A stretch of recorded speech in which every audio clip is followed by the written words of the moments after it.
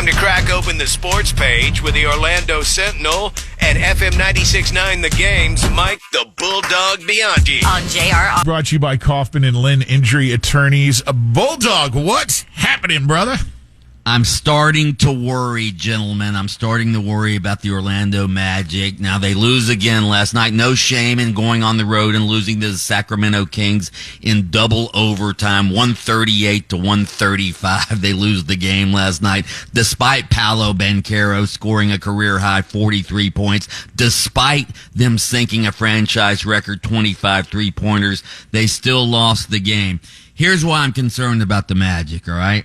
They obviously have lost 3 straight games on this road trip. They have the Denver Nuggets coming up Friday night. That'll probably be 4 straight losses. They're 3-7 in their last 10 games. They're 5-10 in their last 15 games.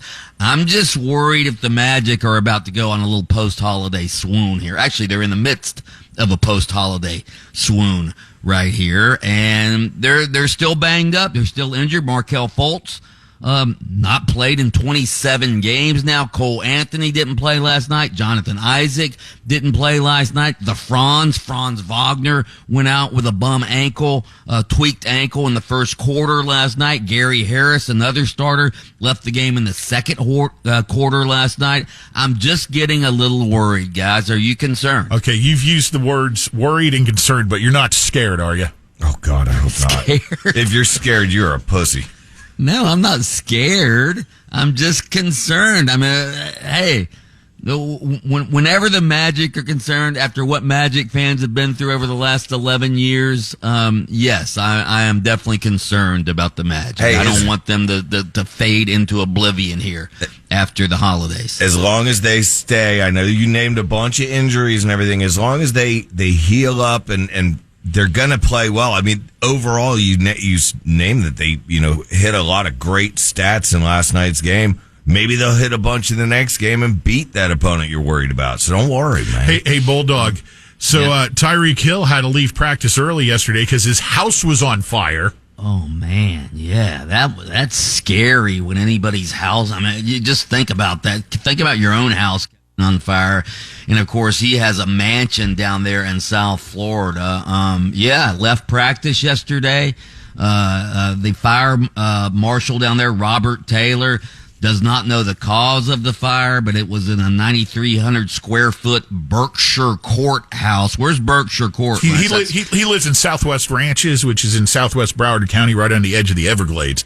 Beautiful area. Yeah. So anyway, I guess a news helicopter flew over the fire, showed Hill arriving at the property just before 3 p.m. yesterday. His left foot, by the way, in a walking boot. Yeah. He could be seen embracing his wife, Keita, whom he just married last month. His mother also was there, and Drew Rosenhaus, his agent, told the local media that the fire was contained to one room in the house, I guess upstairs. But yeah, that's scary.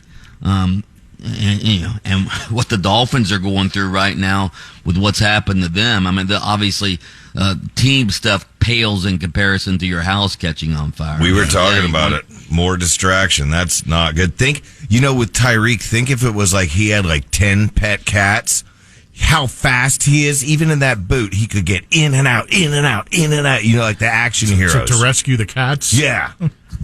Yeah, I shouldn't joke, but no, it stinks, dude. Sounded like I saw something that sounded like it might have started in the attic, so I don't know, but luckily everybody was okay. Watched the new episode of Hard Knocks last night. So did Taco. What did you guys think? I didn't watch it. Coach McDaniel, he's spun it like, look, we take this ass whooping as a lesson, and moving forward here now we got to deal with what's in front of us, and that's Sunday night.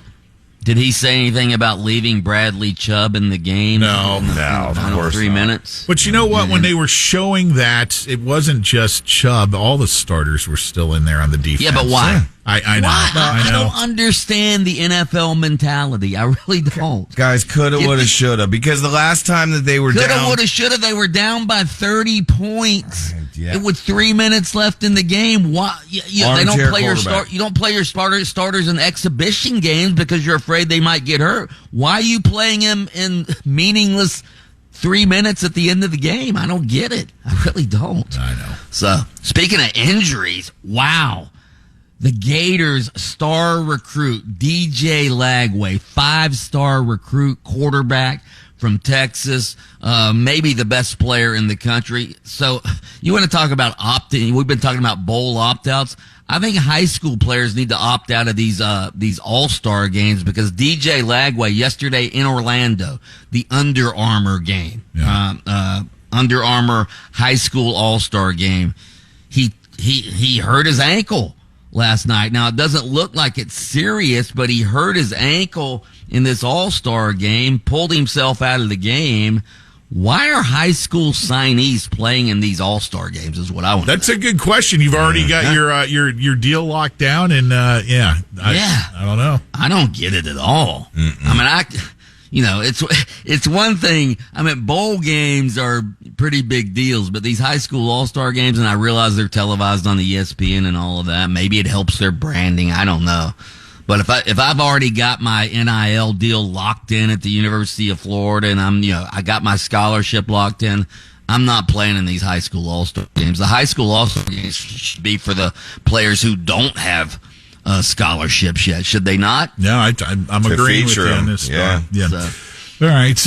Lightning. By the way, real quick, Pat McAfee yesterday when I show and tried to explain away Aaron Rodgers taking the shot at Jimmy Kimmel, sort of implying that Jimmy Kimmel may be on Jeffrey Epstein's. Kimmel. I know. Kimmel. People were texting about it yesterday when you were doing Kimball, and I'm going, oh, God. Come on, Jimmy dog. Kimmel, okay? Yeah. That, implicating Jimmy or sort of implying that Jimmy Kimmel was on Jeffrey Epstein's client list. Apparently he wasn't, at least in the batch of documents that came out late yesterday. Yeah. Well, do you think Jimmy Kimmel will end up suing? He said if Rodgers keeps it up, he's gonna. So I Rodgers was. I mean, if you listen to the clip, Rodgers was joking about it, but that's not really something you joke about, is it? No.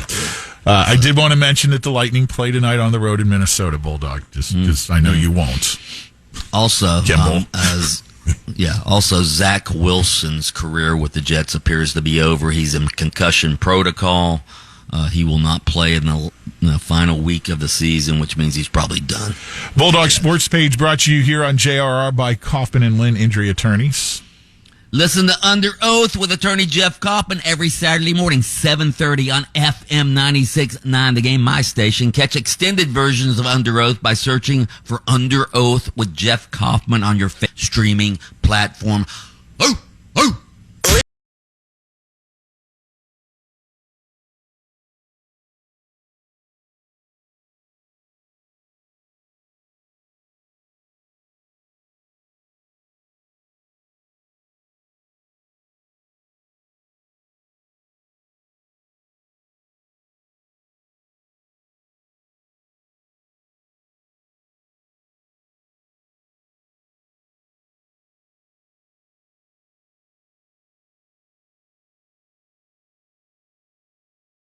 Is 101.1 WJRR, Orlando's rock station.